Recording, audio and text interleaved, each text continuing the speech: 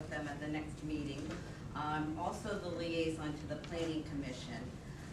And I do have a report on my observations. Of course, this was my first planning meeting that I observed in my capacity as a liaison.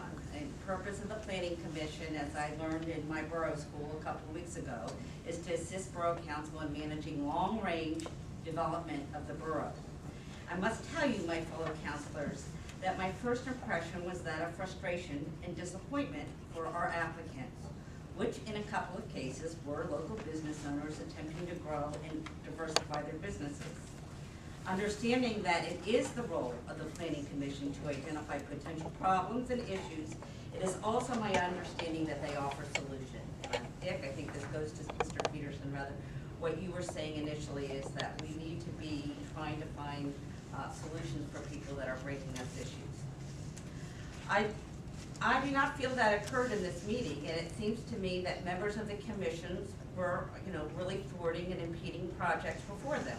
For example, at this particular meeting, it was demanded that a downtown business furnish a land development plan at an enormous expense to a small business.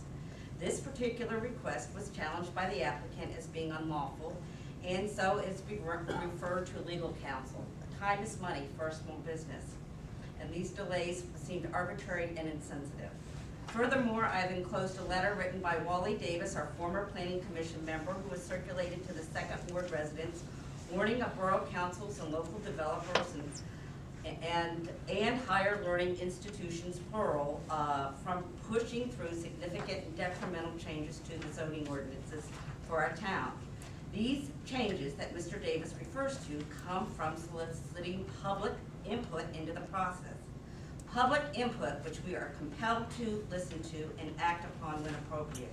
And yes, input garnered from developers who want to invest in our community. And in my book anyway, they wear white hats.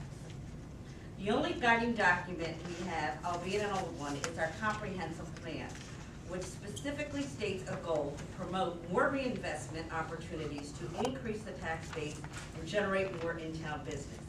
Ms. Naugle, Mr. Butterfield, I know you campaigned on a platform to grow our tax base through economic development. I know I pledged to create a business-friendly borough government.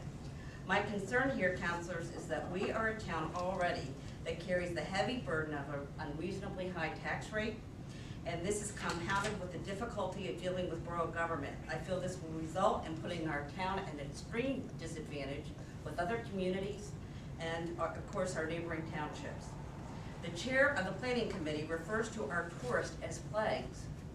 This plague is the lifeblood of many in-town businesses. This is a disconnect that we need to remedy. The Planning Commission is a recommending body, and we should empower them to delve into the issues, encouraging good development while protecting the historic fabric of our town. We need to take the time to discuss our thoughts and desires, and we might begin by sitting down with the Planning Commission to make sure we are all singing from the same sheet of music and in harmony with our beliefs and strategies for economic development.